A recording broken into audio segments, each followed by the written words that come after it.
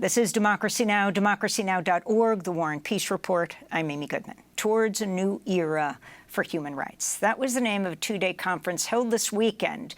On Friday night, it was held at the historic UNESCO building in Venice, Italy. The conference was organized by the Global Campus of Human Rights and Right Livelihood to mark the 75th anniversary of the Universal Declaration of Human Rights. This year also marks the 40th anniversary of the historic World Conference on Human Rights, which was held in Vienna in 1993.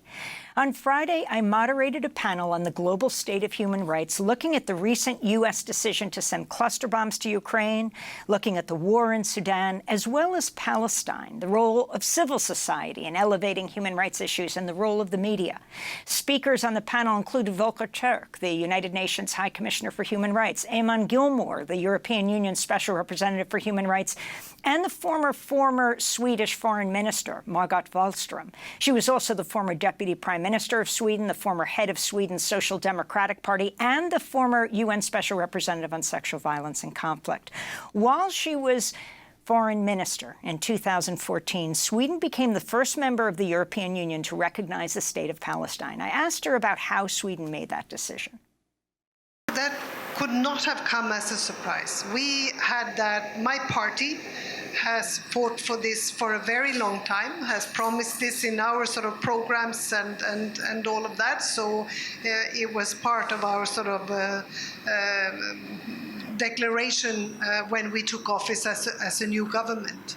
And then, of course, yeah, things could have been maybe phrased in a different way to give us a little bit more time if you look back at things that could have been done differently. But the main issue would not have come as a surprise to anybody. But the response was, of course, to make us an example, a bad example, so that they would scare anybody else from doing something similar, from other countries from following our example. I know this for a fact, how this worked, for example, in the European Council.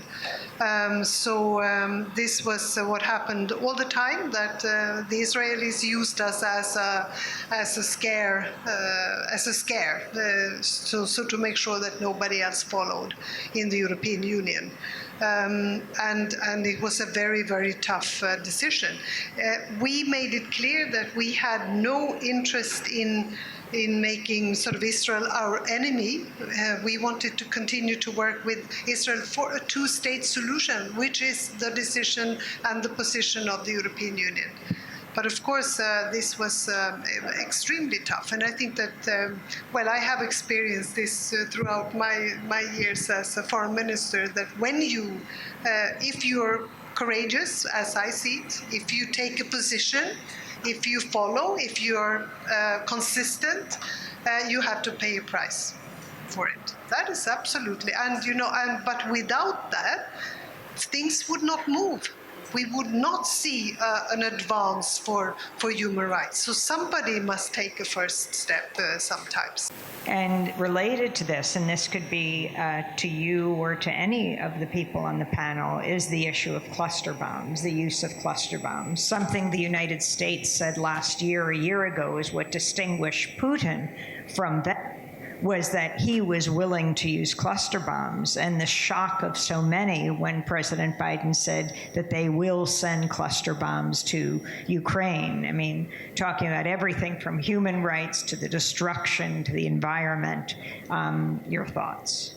Yeah, well, this is very bad and very sad, and I really hope, well, one would hope that the Ukrainians would say that this is not sort of in our best interest either.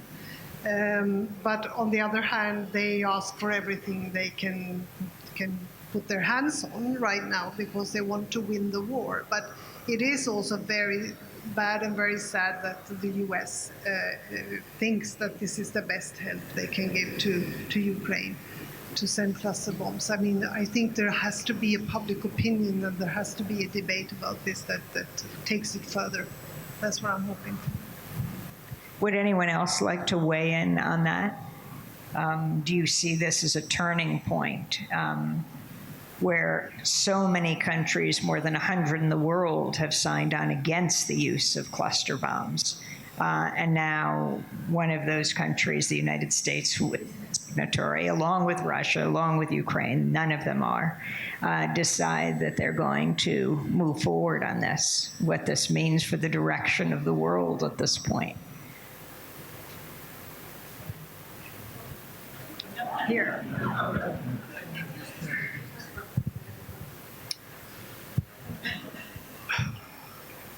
Well, I'd be very plain on this. I don't think the United States should have made that decision.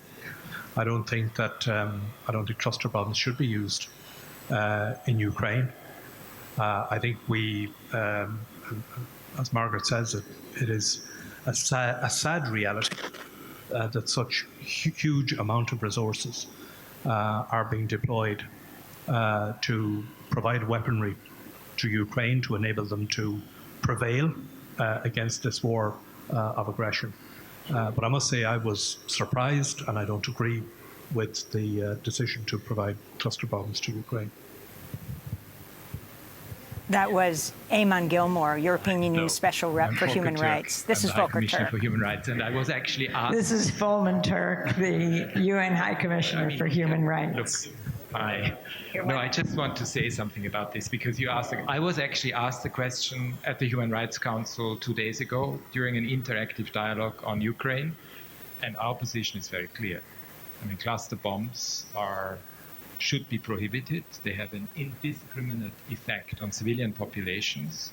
Both Russia, Ukraine, US hasn't signed the treaty, which is unfortunate, but that doesn't mean, sorry. Oh, this one. Okay, does this work? No, what I just mentioned, at the Human Rights Council, we had an interactive dialogue on Ukraine 2 days ago, and I got that question. What is the position of the UN in relation to cluster ammunition and the use of cluster bombs? And it's obvious that it has an indiscriminate effect on civilians. Unfortunately, the bomblets will stay for probably generations to come, so people will live with it.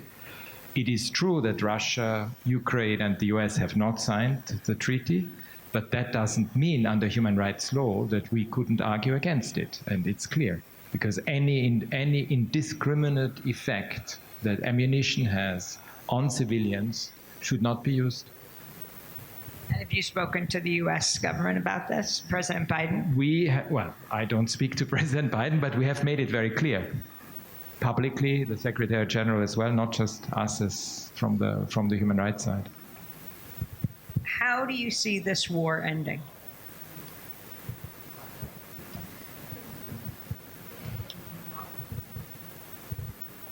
I mean, I think it is important to think about the day after. And I was in Ukraine in December, beginning of December, and I met a lot of civil society actors, human rights defenders, victims. And one thing that became very clear, that the whole civil society is involved no longer in the typical work that you do on the human rights front, but they're all involved in the humanitarian response. So you see a shift away from the work that they did before, focusing on vulnerable people, people with disabilities, older people, horrible institutionalized care arrangements for children, the corruption issues, the lack of independence of the judiciary, and all of those issues. They can't focus on it now because of their national survival. But I think it is very important that everyone who supports Ukraine has to support Ukraine of the future, which means all of the type of issues, rule of law, independent judiciary, support for the prosecutor general, but in line with international standards. And that's going to be a big. So reconstruction cannot just be a logistical exercise. It also has to be an exercise it has to be guided, inspired by human rights. Are you hopeful? Hope springs eternal. Otherwise we wouldn't be able to do our work. I was just Well, you just heard me talking to the former foreign minister of Sweden about Palestine and the position Sweden took early on. You also just took a position demanding that Israel take its occupation, that it has legal obligations as an occupying force in Palestine. Can you comment on that as the UN High Commissioner of Human Rights? Well, obviously, it's a very complex situation. And I mean, my first speech to the Council in March, when there was a specific discussion on it, highlighted the fact that, my office on the ground issues a report every couple of months on the situation, describing what is happening. We make recommendations again and again and again, to both sides, by the way. And that's also important. And we miss a serious effort to look at these recommendations and to implement them. And that's really a problem. And we need to find ways and means that both parties are able to have back channels, talk to each other, find ways to de-escalate. But what we see is an escalation. We are in this, I called it the illogic of escalation, because it's not a logic, it's an illogic of escalation. So whoever has any influence needs to find ways and means to de-escalate, de-escalate, de-escalate, and find a way to, they think again also about their future. I mean, Israel is the occupying force. Palestine, though Israel isn't a signatory to the International Criminal Court, Palestine is. Do you think Israel should be brought before that court? I'm not, of course, accountability is important.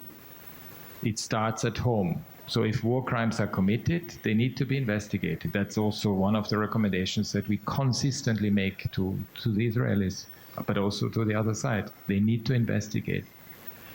Sometimes it happens, but it doesn't happen with the seriousness that is required. Let me just ask you, because you just came in, Sorry for that. It's a very... Travel in Europe. No, but I didn't mean that you were late. I meant that because you just came in, this is such an opportunity. But what's happening right now in Sudan? You just made a major statement about, and this mass grave that was discovered in Darfur. Can you talk about that? Well, Sudan was the first country that I visited after I took office within 3 weeks. And I met both Burhan and Hemeti, both the two warring men, because they are men, they are warring parties, and we concentrate always on them, right? We talk about these two men that are waging a war against each other. Totally irresponsible. I had a lot of hope. I was so inspired by what I saw from the Sudanese population that I met. I mean, I met so many human rights defenders, the victims, young people, these resistance committees that were established. In fact, it's incredible that despite the fact that there was a second coup in October 21, for a year with brute force, young people, women, and the population, in particular in Khartoum, resisted the onslaught of repression from the military. Because I think they have had enough of what happened during al-Bashir's time, and they just wanted to get rid of it, right? And then you have these two men, when we were so close towards a civilian transition, to blow it up, to blow up the country. It has a lot to do with geopolitics, I have to say, because in the past, certain things probably would have been much more difficult to achieve. There would be more control over certain things. Now it's a free-for-all. What do you mean by geopolitics? Look, we have US, China, West, Russia, West, Global South. So it's chaotic. The Security Council. When we had a special session on Sudan in the Human Rights Council, there was a group of states that said we shouldn't discuss Sudan in the Human Rights Council, because we shouldn't discuss country mandates. Well, if there is a situation to be discussed, it's obviously any new situation that emerges. So it was really quite remarkable how we don't come back to the basic consensus that the world had in the wake of the Second World War, after the cataclysmic events, with the adoption of the 1948 Universal Declaration of Human Rights, and we need to be striving and going back to the past in order to be able to deal with the future. And so, yes, when it comes to Sudan, a big issue was accountability and transitional justice that wasn't coming in quickly enough. You saw Karim Khan, the prosecutor of the International Criminal Court, gave a speech to the Security Council yesterday, and he will start investigations. And what was found, the mass grave in Darfur? So we had interviewed people, because we are no longer present in Darfur, because it's impossible, but we have teams in Chad who interviewed refugees who came over, and that we could, as a result, identify and do our typical methodological thing to identify what had actually happened. And yes, it was, I mean, the RSF and the militias and the Masalit are campaigning for, there's ethnic cleansing taking place as we speak. In all of the meetings that have been taking place in Egypt and Saudi Arabia around this, one of the issues that civil society keeps raising are, where are they at the table? And they feel that we wouldn't even be at this point with Sudan if they were included. And then if you could comment on that, and then as we begin to wrap up this panel, for everyone, the role both of civil society, how important that is, even in you doing your job, what becomes acceptable to say and what isn't, and the role of the media. No, I mean, Margot, when you were in the position of Special Representative on sexual violence and conflict, I mean, one of the big achievements of the Security Council was women, peace, and security. You know, this decision that when it comes to peace processes, there needs to be a conscious effort to bring women onto the negotiating table, to include them, so that they are part of it.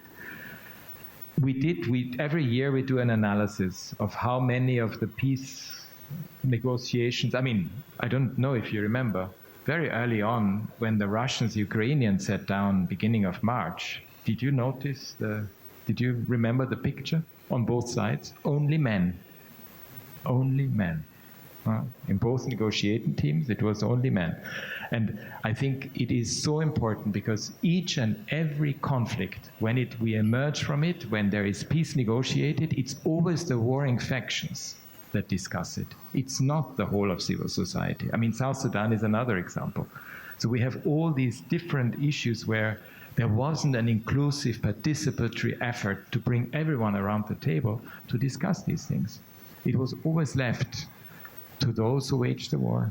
And we really need to fight back on this. That's absolutely critical. And Sudan is a good example. It was led by young people.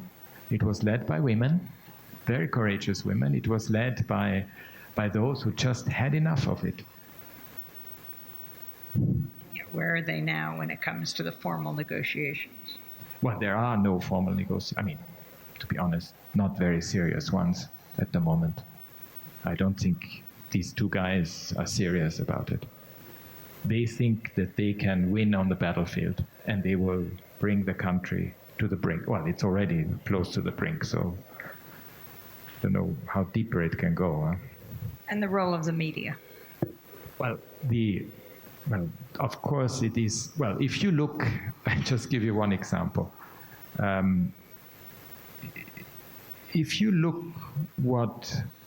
it is so crucial that we have independent, serious media that report on these situations, and that they bring them to the table of everywhere in the world. If I look at even mainstream media today, I'm very disappointed. Just to give, and I know it's a sensitive thing to raise, but just look at what happened. We had, within a week, the sinking of the boat in Greece, and then the submarine with the Titanic. Just watch how much attention was paid to the submarine. I think it was almost minute by minute. And the probably 800 people that died horribly, that was maybe a day. maybe another news sometime else. And if that had happened, if it had been a plane, this would be what, 4 planes crashing? Can you imagine what this would have meant? So there is an interesting dimension to how media report about what I think is very selective. At Democracy Now! We called it the Titanic disparity. That's how you called it? Yes. Exactly. I'm glad you think about that, yes. Well, on that note, we have to wrap up, and this has been a fascinating discussion. Are there any final words you'd like to offer? Well, we will have a continuation of our discussions tomorrow, but I think one thing that for me is so important that and I sometimes feel it with politicians these days, they forget about history, or they don't really want to know much about history. I don't know whether, Margot, it was also your experience, especially some of the younger generations. History is sort of put somewhere else. Sometimes it's not even known. And we really need to know about it. And we need to know what the genesis is of the type of achievements that we have had, also on the human rights side. And we should be so grateful for what the human rights movement has achieved over the last 100 years. It was actually even in the 19th century with the labor movement. I mean, you have so many different movements, decolonization. I mean, you have all these movements. Well, it starts with some of the revolutions. And that actually gives me a lot of hope that the big issues of our time and of the future, we are able to do it again through the human rights lens, because it brings us back to what unites us. It brings us back to what is a solution. It's not just the doom and gloom, it is a solution to problems. And and we just need to find, new era, right? We have to think about human rights for the new era, but it is human rights. That's Volker Türk, the United Nations High Commissioner for Human Rights. Eamon Gilmore, the European Union Special Representative for Human Rights, and Margot Wallström, the former Swedish foreign minister. She was also the former deputy prime minister of Sweden and the former head of Sweden's Social Democratic Party, as well as the former UN Special Representative on Sexual Violence and Conflict. They were speaking this weekend at a conference I moderated in Venice, Italy, talking about a new era for human rights. The conference organized by the Global Campus of Human Rights and Right Livelihood to mark the 75th anniversary of the Universal Declaration of Human Rights. As the conference ended, thousands of Venetians went out in boats. We joined them to celebrate the city's oldest holiday, marking the end of the 16th century plague, the pestilence that killed a third of Venice's population. There was a half-hour fireworks display as people celebrated. I'm Amy Goodman, back in New York. Thanks for joining us.